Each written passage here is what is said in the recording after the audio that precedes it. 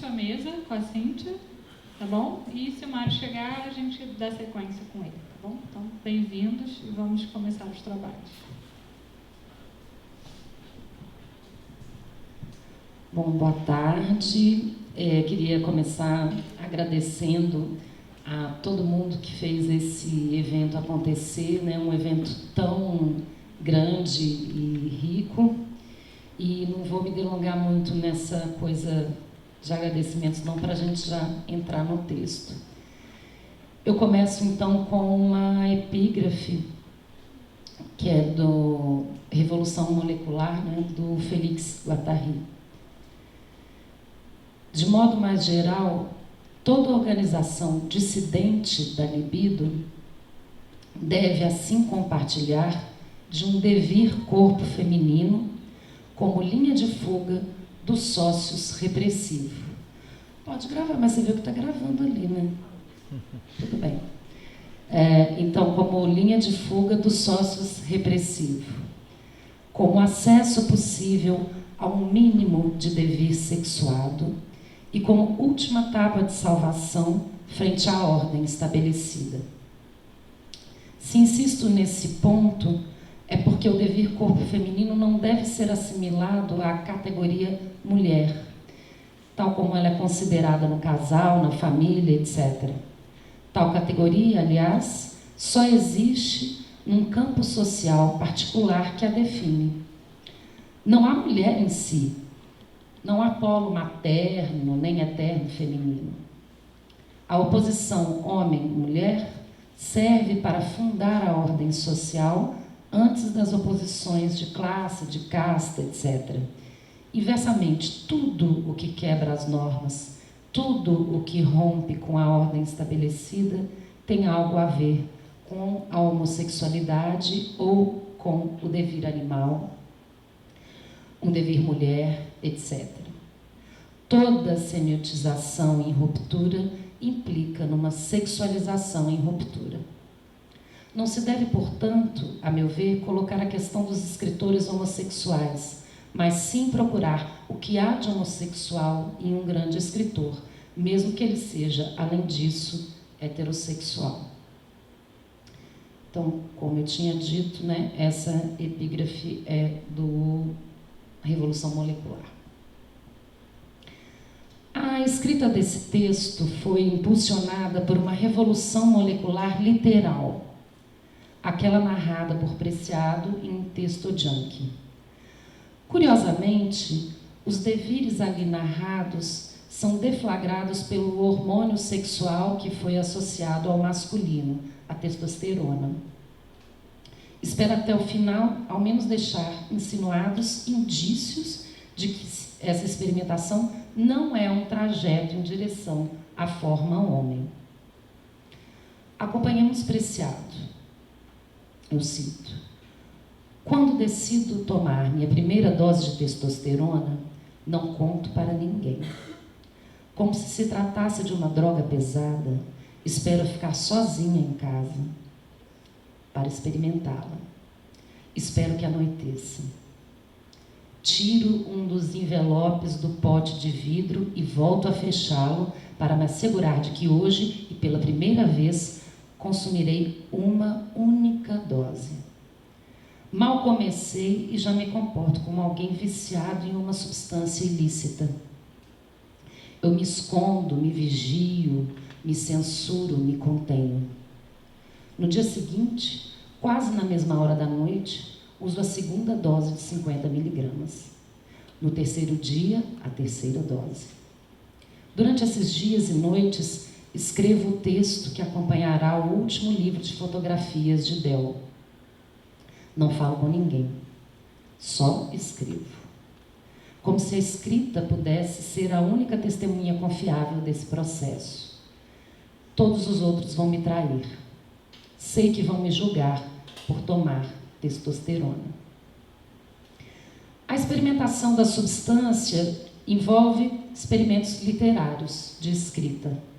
No primeiro momento, como atividade que escoa energia extra provida pela testosterona sintética e que acompanha a solidão de uma clandestinidade não apenas fantasiosa, mas real, pois o uso e venda dessas substâncias chamadas de hormônios sexuais é, quando não proibido, controlado. Elas não são acessíveis a todo mundo e nem em quaisquer quantidades. Parece haver ainda mais nesse agenciamento de testosterona e escrita.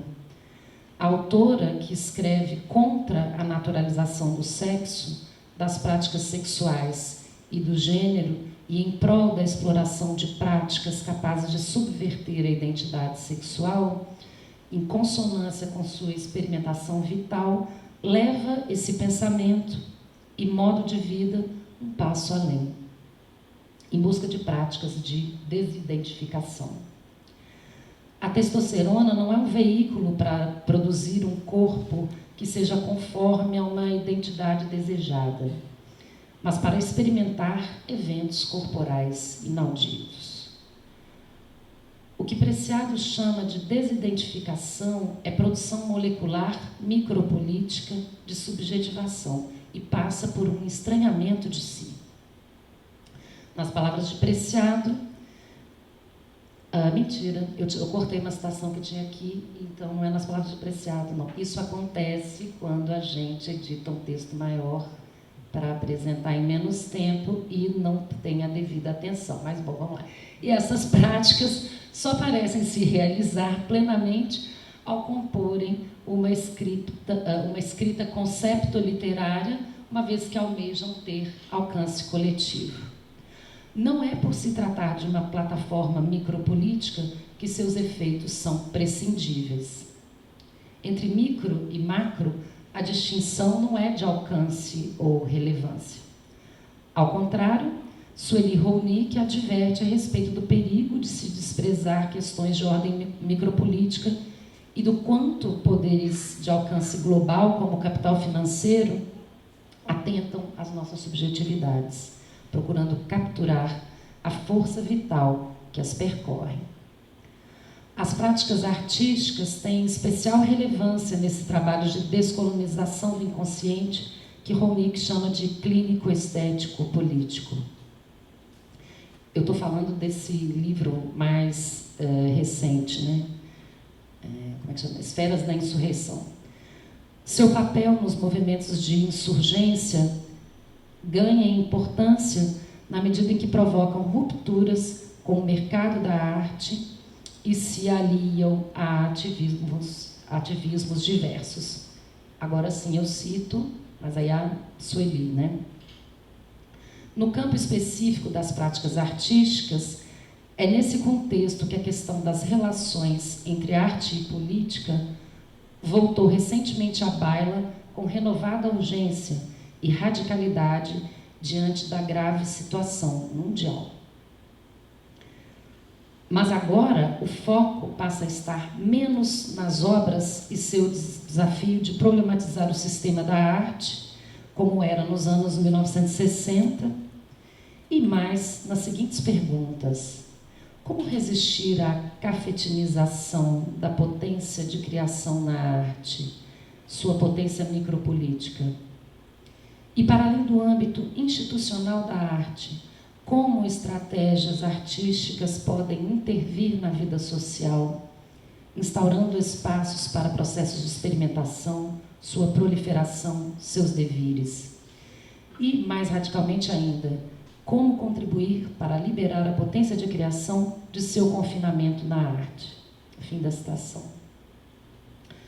Essa concepção das relações entre arte e ativismo político, ou melhor dizendo, de uma criação com alvos diretamente micropolíticos, pareceu-me um instrumento de análise apropriado para pensar tanto a escrita de Preciado, pelo menos em Manifesto Contrasexual, Texto Junk e Um Apartamento em Urano, quanto sua transição e requisição de novo registro civil com o nome de Paul Beatriz Preciado.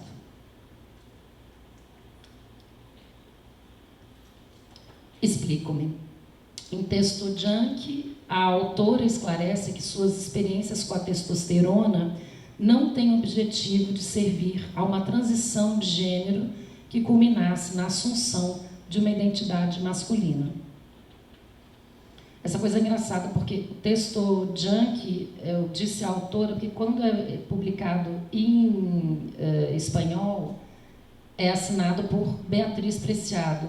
A tradução brasileira já é assinada por Paul B. Preciado. Então, isso causa um estranhamento maior ainda nesse sentido do que eu estou apontando aqui, né? De que você tem trechos em texto Junk em que quem escreve diz textualmente que não quer fazer a transição e, no entanto, quem assina o livro é Paul B. Preciado. Então, enfim, mas vamos lá. Nem precisava dizer isso, mas enfim.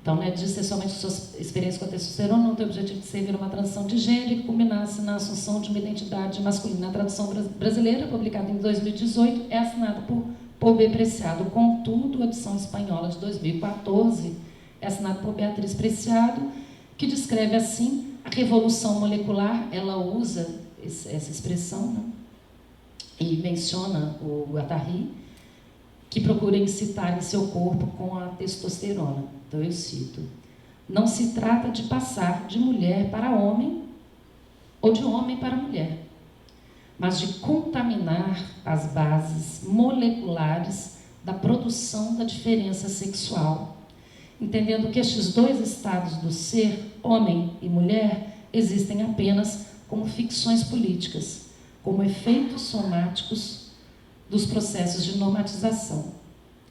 Trata-se de uma questão de intervenção intencional nesse processo de produção, a fim de acabar com as formas viáveis de incorporação de gênero, de produzir uma nova plataforma sexual e afetiva que não é masculina nem feminina no sentido fármaco-pornográfico do termo, que seria capaz de tornar possível a transformação da espécie. T é apenas um limiar, uma porta molecular, um devir entre multiplicidades. Fim da citação. Se após a descoberta ou invenção dos hormônios sexuais, a constituição de gênero passa a ser mediada por drogas da indústria farmacêutica, como a pílula anticoncepcional, num processo concomitante à proliferação de imagens pornográficas igualmente modeladoras de papéis de gênero no exercício da sexualidade, seria preciso adquirir o controle das potencialidades farmacológicas de hormônios e outras substâncias e da produção de imagens libertas do padrão normativo binarizante. As pretensões que Preciado descreve como uma plataforma, e poderíamos chamar de programa micropolítico, pareceram-me fascinantes, não só pela sua potencialidade conceitual, constituindo um instrumental para escapar ao pensamento confinado ao binarismo de gênero, mas também por sua coerência em relação ao que já se anunciava em Manifesto Contrasexual. Qual não foi minha surpresa ao saber que Preciado tinha se engajado no processo de transição e, em 2016, 2 anos depois da publicação de texto Junk, não da tradução, né, do original, entrado com um processo judicial para requerer identidade masculina.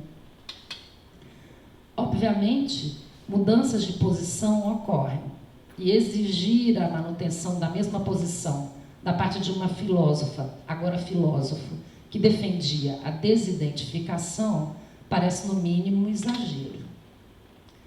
Contudo, não se trata de uma posição qualquer, mas justamente da assunção, ao menos jurídica, de uma identidade. Para além de uma exigência de coerência, a questão me interpelava. Um primeiro elemento que me parece desfazer a impressão de mudança de posição radical é que a transição não leva de um polo da oposição binária a outro. A transição, portanto, não é vista como um processo que resulta numa identidade fixa, mas como experiência que configura uma subjetividade em trânsito, que não se acomoda às categorias do binarismo. Transicionar é também uma experimentação micropolítica e estética. As implicações estéticas da transição, ou melhor, da produção de um corpo trans, dizem respeito à ruptura em relação aos padrões eu uso uma expressão de Preciado, estética heterossexual penetrante, penetrado. E também concernem práticas que, se não são diretamente artísticas, são ao menos vizinhas a elas. O combate aqui travado se faz em prol da chegada, cito de novo, do tempo da estética contrassexual, definida não por leis de reprodução sexual ou de regulação política, mas por princípios de complexidade, singularidade, intensidade e afeto. O fim da citação. Ou seja, uma estética pautada por valores definidos pelo aumento da potência de fruição dos corpos, não pela adequação a qualquer norma. Entretanto, há outros aspectos que delineiam uma dimensão estética relativa à transição.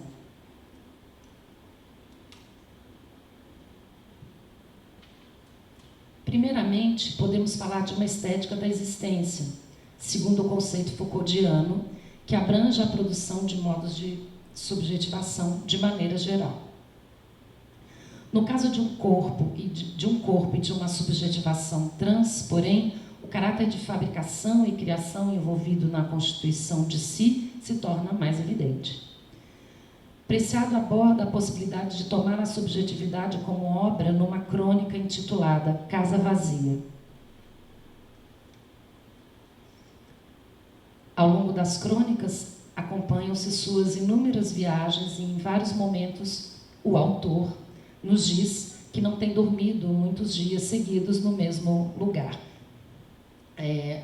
O Apartamento em Urano é uma reunião das crônicas que Preciado publicou no Libération ao longo de uns 2 ou 3 anos, não sei exatamente. Nesta crônica, conta-nos que permanece numa casa alugada por um período inédito nos últimos tempos. A casa, porém, é deixada vazia, sem mobília nem adorno algum. Preciado estabelece, então, uma relação entre seus hábitos nômades, a casa vazia e a transição. Eu cito: demoro a me dar conta de que a razão pela qual me obstino em manter esse espaço vazio não é fortuita.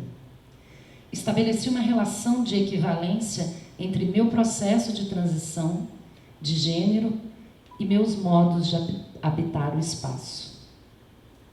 Durante o primeiro ano da transição, enquanto as mudanças hormonais esculpiam o meu corpo como um cinzel microscópico que trabalha de dentro, só pude viver em nomadismo.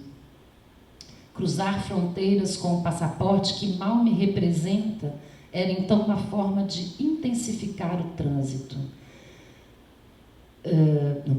de certificar a mudança. Agora, pela primeira vez, posso parar, com a condição de que a casa esteja vazia, de suspender as condições tecnoburguesas da mesa, o sofá, a cama, o computador, a cadeira. O corpo e o espaço se encontram sem mediações. Assim, frente a frente, o espaço e o corpo não são objetos, mas relações sociais. Fim da citação. Todo o aparato que preenche geralmente as casas viria carregado de sentidos, como parte daquilo que institui uma vida conforme a padrões burgueses, ocidentais e assim por diante. Manter a casa vazia permite abrigar-se, mas numa situação de estranheza, de anticonvencionalidade e de certo desconforto. Ao mesmo tempo, livre do mobiliário, a casa assume integralmente seu caráter de palco para as subjetivações. E aí eu cito de novo. Em uma casa vazia, torna-se manifesto que um espaço doméstico é uma cena expositiva, em que a subjetividade é apresentada como obra. Paradoxalmente, cada um é exibido dentro de uma cena privada. Fim da citação. Preciado evoca o pianista Glenn Gould e seu gesto de suspender as apresentações para se concentrar no trabalho em estúdio. A situação do músico enfurnado em seu estúdio seria comparável à vida numa casa vazia. Eu cito de novo. Uma casa vazia é algo assim, um estúdio onde se grava a vida. Com a única ressalva de que nossa subjetividade é, ao mesmo tempo, a música, o instrumento que a produz e a máquina de gravação. Fim da citação.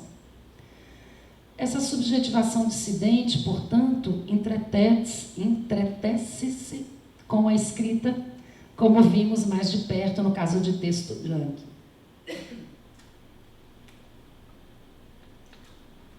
Aproxima-se da encenação, toma a música como metáfora, mas também, na medida que envolve incursões em âmbitos institucionais e questiona parâmetros dessas instituições, não se distancia de algumas obras de arte contemporâneas. Preciado assim descreve o requerimento de mudança de nome que faz ao Registro Civil da Catalunha. Ela vai fazer isso na Catalunha porque era mais fácil do que em Castilha, que é o lugar onde ela nasceu. Então, ela, né? É um processo administrativamente complexo, em aparência rigoroso, mas na realidade repleto de contradições. Um processo mais próximo de uma intervenção de arte conceitual do que de um ato jurídico. O modo como Preciado narra algumas ocasiões em que atravessa uma fronteira com o passaporte de Beatriz Preciado, mas já com um corpo que não corresponde a essa identidade feminina, faz pensar em performances, happenings e outras tantas manifestações artísticas semelhantes. Transcrevo aqui apenas um comentário mais geral a respeito dessas situações e não uma narrativa específica. O comentário, contudo, vai ganhando aos poucos uma entonação literária. E eu vou terminar com essa citação. Uma pessoa se apresenta a uma porta de embarque em um aeroporto ou em uma fronteira, ou na recepção de um hotel, ou em um escritório de aluguel de carros.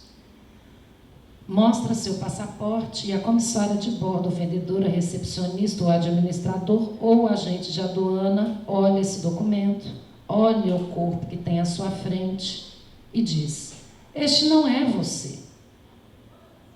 Produz-se, então, uma falha sistêmica de todas as convenções legais e administrativas que constroem ficções políticas vivas.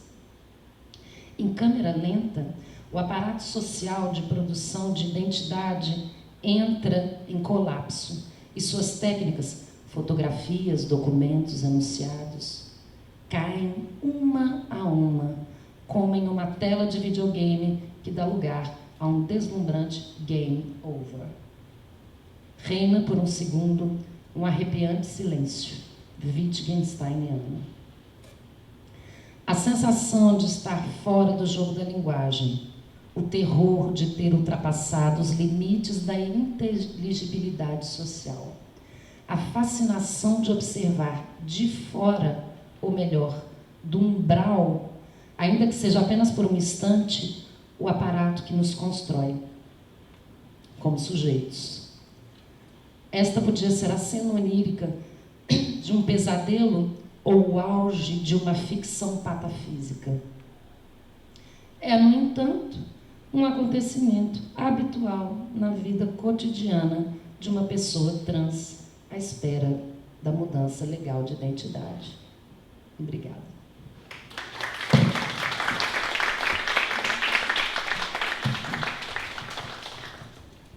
Bom, queria agradecer a Cíntia. E, então, estamos abertos ao debate. Alguém quer começar?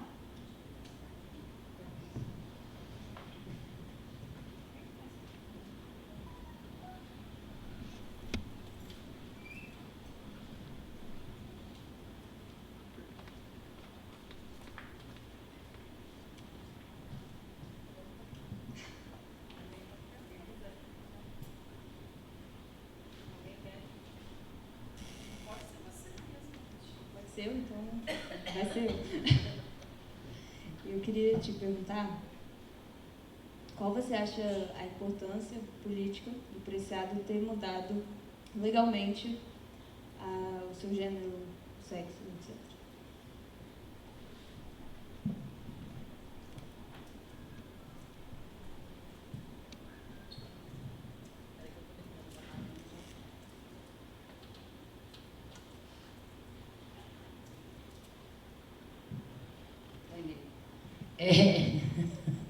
Então, eu fiquei pensando muito sobre tudo isso, né? Sobre o aspecto político, sobre a minha primeira,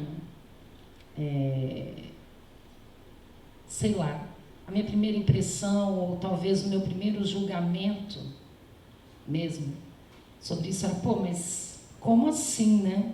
Era tão legal isso de não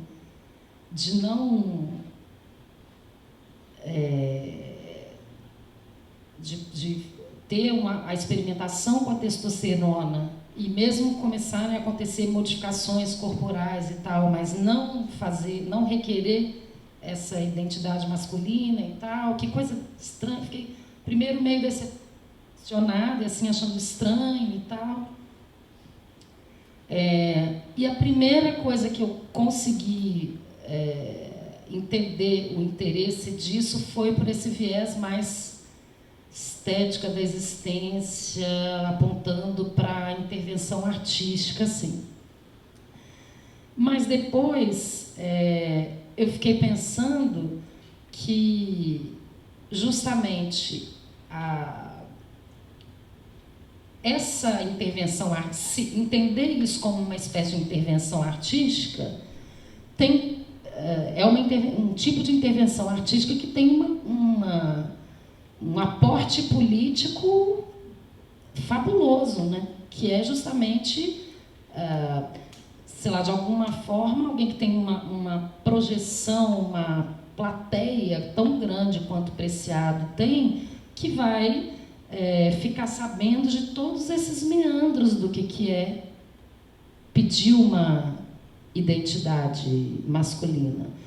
Acho que tem talvez um lado que é uma coisa de praticidade, tipo uma pessoa que viaja daquele tanto que toda hora estava nesse tipo de situação, né?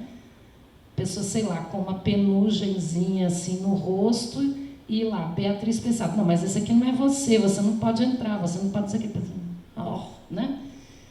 Tem um dado momento, que eu não me lembro mais se é em Texto Junk, acho que é em Texto Junk, que ela diz, ou seja, em um apartamento em Urano, eu posso ter uma cara meio esquisita, que as pessoas acham meio esquisita e não sei o quê, porque, né, eu sou professor, eu sou curador, eu sou, entendeu? Eu tenho grana, então eu tenho uma situação que tudo bem para mim não pedir essa documentação também, porque eu tenho uma espécie de salvo-conduto conferida por esses outros lugares de privilégio, vamos dizer, que eu ocupo. Então, talvez, acho que tem alguma coisa de querer se juntar a um determinado grupo que não detém esses privilégios para poder se vir como ponta de lança de algumas coisas, né? Eu acho que tem algo meio por aí. Mas o que eu tirei um monte de vocês viram que ainda as situações são longas, né?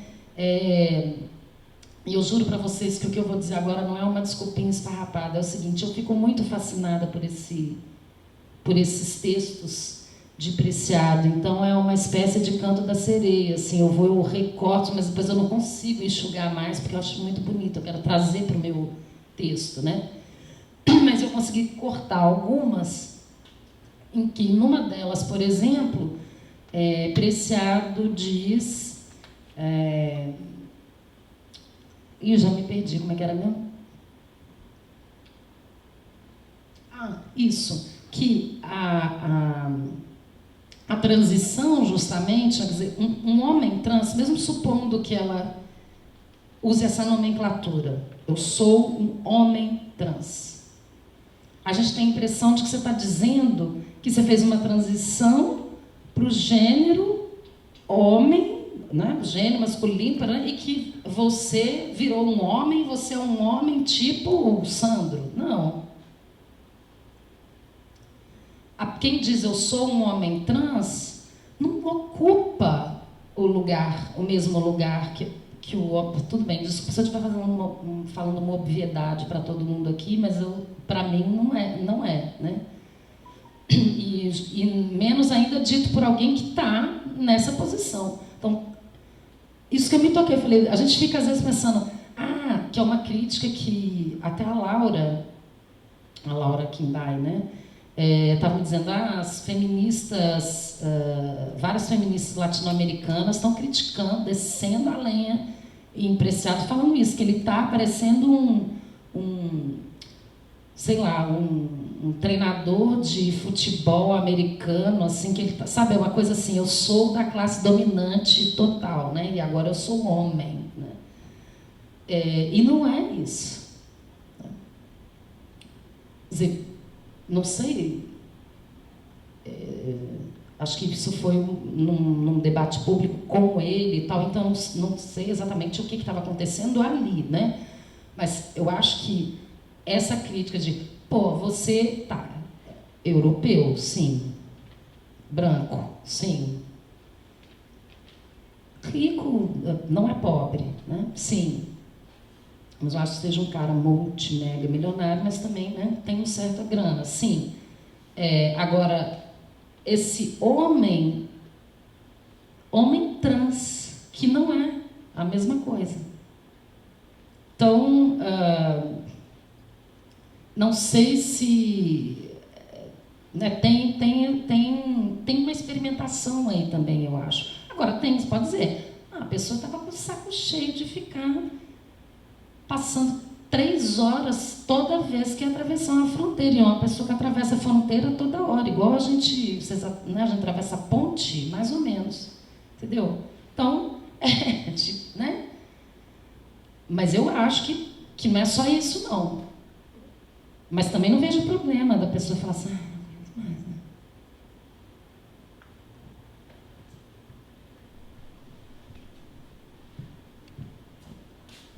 Dando continuidade à sua apresentação, como é que você vê uma diferença entre um homem trans, uma lésbica e aquelas moças que ficam em trânsito entre rapazes e moças?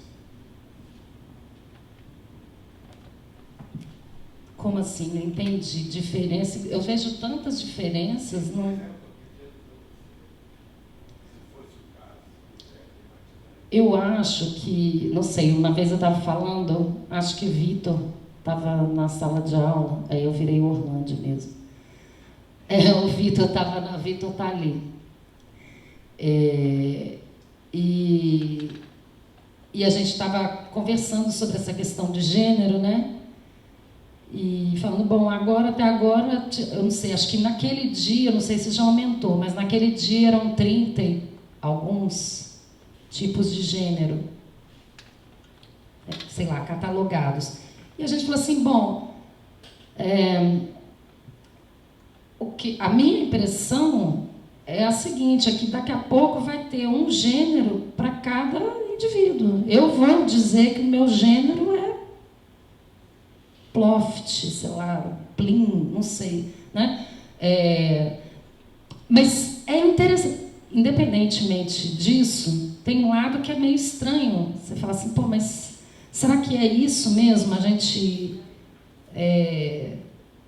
isso mostra um pouco a falha da classificação, né? Mas que ótimo isso, né? O modo como eu vejo essa questão é essa. O fato de você ter uma proliferação é um pouco cômico, de certa forma, mas o lado que não é cômico é esse, é o de mostrar... o que está óbvio não é binário, né? Dois gêneros não abarca e não contempla o que a gente tem por aí. o lugar para onde eu acho que aponta o trabalho de Preciado é justamente esse. Não tem que ficar com essa classificação e esse tipo de... Né? Então, um pouco, a minha resposta para sua pergunta é essa. Eu acho que a gente insistir na classificação, assim, então agora eu vou explicar qual que é a diferença entre... Então, o que é uma lésbica? Uma lésbica é uma pessoa do gênero feminino que quer se relacionar, né, ou tem desejo por pessoa do mesmo gênero que ela. O que é, entende? Eu acho que, pelo menos o que está me interessando, né, e que eu estou lendo nos textos aí de Preciado, e tem muitas outras pessoas trabalhando com coisas nesse sentido, eu fico falando só de Preciado, não é para... Não tenho a menor pretensão de dizer, isso é o último grito, é o último... Não é o último nada, é o que eu tenho acesso e que está me encantando, mas eu sei que tem muitas outras pessoas trabalhando e fazendo coisas incríveis nessa mesma seara, né? Mas, então, o que eu acho que está despontando, mas o que está se tornando cada vez mais incontornável é isso. É o binarismo que está ruindo. Todos os binarismos, espero eu, né? Mas ainda o negócio é resistente, né? Muito. Mas uma hora ele acaba.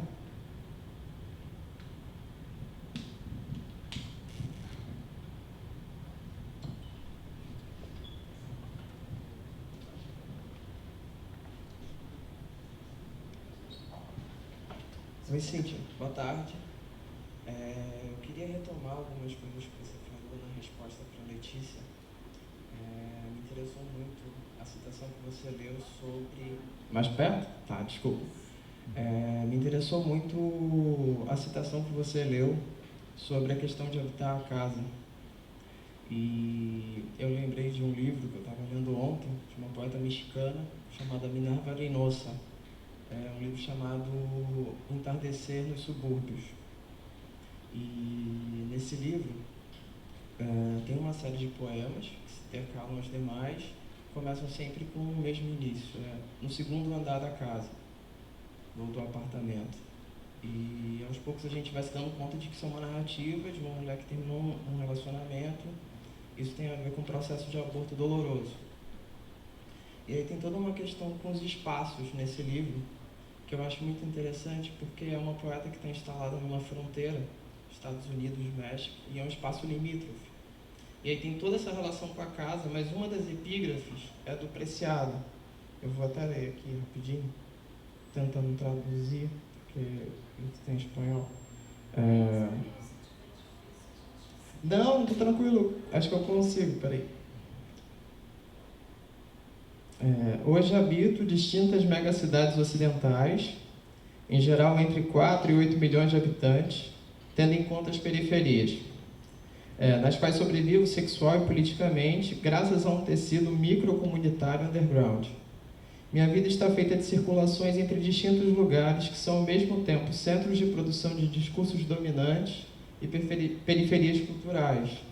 Aparece a questão da fronteira, dos espaços limítrofes, e eu queria que você desenvolvesse um pouquinho melhor, porque isso eu achei muito interessante, mas foi uma passagem. Eu não conhecia também o livro O Apartamento em Urano, né? Eu não tinha ouvido falar dele ainda. Sobre essa relação entre o espaço e a produção de subjetividade, de outras identidades, sei lá, outras formas de habitar o mundo e construir tecidos microcomunitários. É isso, por favor.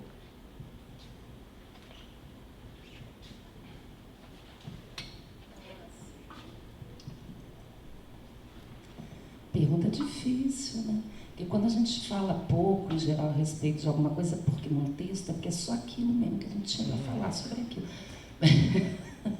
Mas eu vou tentar falar mais alguma coisa, né? Eu acho, para começar, o seguinte, que a gente não tem...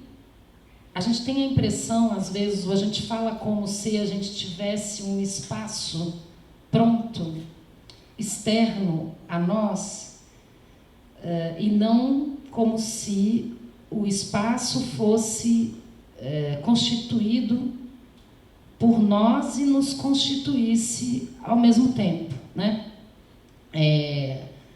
Acho que dá para ter clareza de que nenhum de nós seríamos os mesmos, quer dizer, nós não seremos mais daqui a um segundo, né? Mas vamos congelar agora, né? A gente é fruto da interação com zilhões de coisas e pessoas e com zilhões de espaços, né? E uma coisa mais, sei lá, talvez óbvia, mas talvez não, enfim, para se pensar você seria o mesmo se você tivesse nascido em outro lugar? Né? Isso, mesmo, vamos pensar, todo mundo continua no Brasil, mas se você nasceu na favela ou no Leblon, suponhamos com a mesma genética, blá, blá, blá, né? Não é, você não vai constituir sequer o mesmo corpo, né? Então, acho que começa um pouco por aí, mas acho que tem um longo caminho filosófico para percorrer isso com um estofo conceitual mais robusto do que o que eu estou falando agora, mas começa por aí, né? Essa ideia de que você não tem a subjetivação, justamente é um ou vários processos e que tem a ver com esse vai e vem dentro e fora, né? Isso que a gente chama de dentro, que seria então a instância de subjetivação, né? A gente chama isso de dentro, mas ele se constitui a partir do fora, mas ele também constitui para si um fora, né? Sei lá, se eu sou uma dançarina ou uma professora de filosofia ou uma, sei lá, estivadora, né? Deve ter muitas, mas sei lá, né? Eu vou ter um modo de percorrer os espaços e até de olhar para eles muito diferente, porque eu vou buscar coisas diferentes, né? Falei só de profissão, podia falar de outras coisas, alguém mais alto, mais baixo, né? Enfim. Desculpa, assim, a resposta meio tosca, porque, né, é uma coisa, mas você perguntou uma coisa complicada. Vou dar só um pitaco, porque o texto que eu trouxe ontem, um pouco, né, o esgotado do Deleuze sobre o Beckett, tem uma... Só para se você se interessar, você também, se você achar legal. Não sei se você se lembra dessa parte. Tem uma parte que, quando ele vai realmente analisar as peças para a televisão do Beckett, tem uma hora que ele vai trabalhar esse elemento do espaço, isso que eu achei legal. Do esgotamento do espaço. E são espaços exatamente muito vazios, né? E como é que ele coloca em cena o modo de percorrer esse espaço como se fosse uma tentativa de esgotar esse espaço. Aí me pareceu muito o que você estava falando da casa vazia sem móveis e também o que ele trouxe. Achei interessante isso. Então, tem esse texto, não sei se você conhece, chama Esgotado, escrito pelo Deleuze sobre... Hã? Então, mas é porque tem essa parte específica sobre o esgotado, já é na parte que ele está analisando as peças mais detidamente. E é super legal, porque eu acho que ressoa bem com o que a Cíntia trouxe da casa vazia. Se você tiver curiosidade, é um texto curto, legal.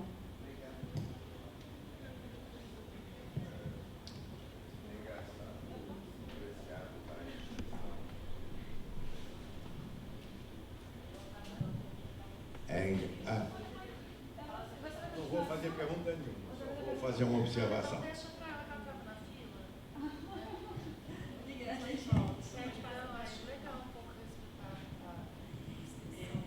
Primeiramente, obrigada pela fala. Eu li o texto adiante e eu acho que passou um incômodo em mim semelhante ao que eu achei que você estava querendo dizer também. Numa parte em que ele começa... Eu não sei se ele está performando demais ou se ele está sendo afetado por essa testosterona que ele está injetando, vai saber. Mas ele começa a falar demais sobre as meninas que ele pega e como elas são vadias e como elas são marcadas pela revolução, porque elas foram comidas por ele. E aí essa parte me causou muito incômodo. E eu fico me... Pois é, então, por isso que eu fiquei nessa questão, se era uma performance, se era uma espécie de teste, de persona que ele estava construindo ali, ou...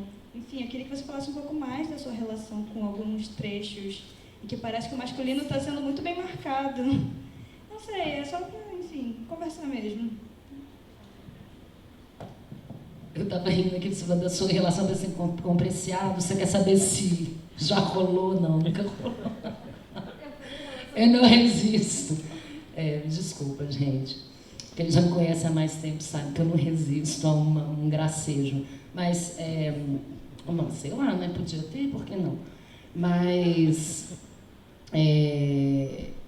tem eu acho, né, que pode ter um pouco disso tudo, que tem uma certa onda mesmo da testosterona, onda no sentido né, do efeito de uma droga mesmo, como, sei lá, metanfetamina, cocaína, não sei o quê, testosterona. Né?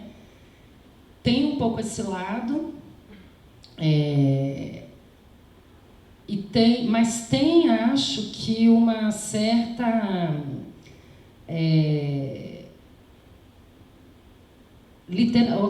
uma viagem assim de literatura pornográfica, às vezes, sim, porque né, o projeto todo tem a ver com a indústria ou a sociedade, fármaco-pornográfica. Então, você tem que se apropriar desses modos de produção, tanto farmacológicos quanto pornográficos. Né? Então, de povoar não só imaginário, mas as práticas sexuais possíveis, desejáveis ou fantasiáveis ou etc., de outras ondas, né, que não essas aí disponíveis que são heteronormativas, né? Tem uma hora, eu não me lembro se no Testojan que já tem esse papo, mas num apartamento em Urano tem uma hora que tem não, acho que já em Testojan, tá bom. Essa pessoa está esclerosada, mas enfim.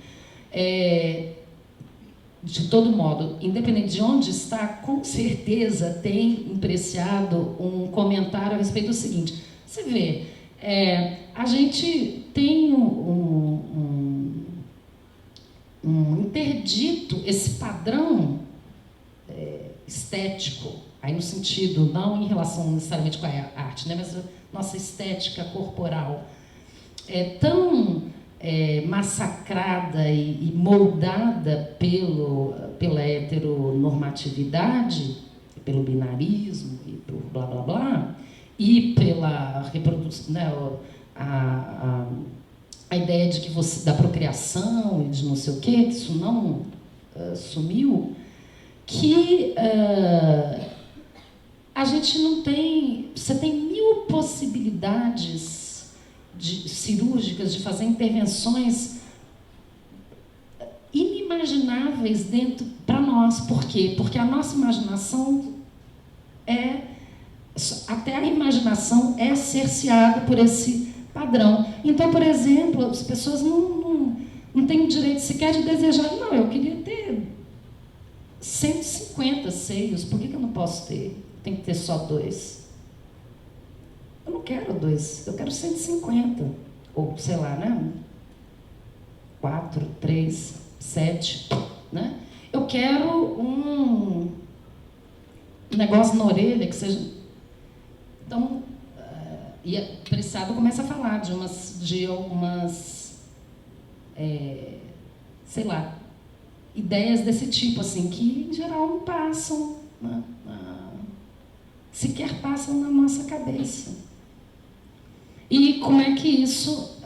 mas como? Então, você tem, dentro da medicina, uma série de regulamentações em cima dessas possibilidades. E ninguém discute o que está por trás dessas interdições. Afinal de contas, mas por que então você não pode, não vou falar de 150, mas por que você não pode implantar um terceiro seio? Vamos ser humilde, né? Por quê? E a pessoa, para fazer uma transição, ela precisa, agora no Brasil parece que não mais, mas quando o preciado pede, faz o seu, né, todo o seu processo jurídico, etc., ela ainda, né, como ela, tem que dizer que tem disforia de gênero, transtorno de disforia de gênero. Então, você tem que dizer que você tem um transtorno psiquiátrico para ter o direito de fazer, de ter essa documentação. Então, tem uma barganha em cima dessa dominação pesada em cima dos nossos corpos, né? E aí aqui veio um papelzinho escrito: precisamos encerrar. Então, precisamos encerrar.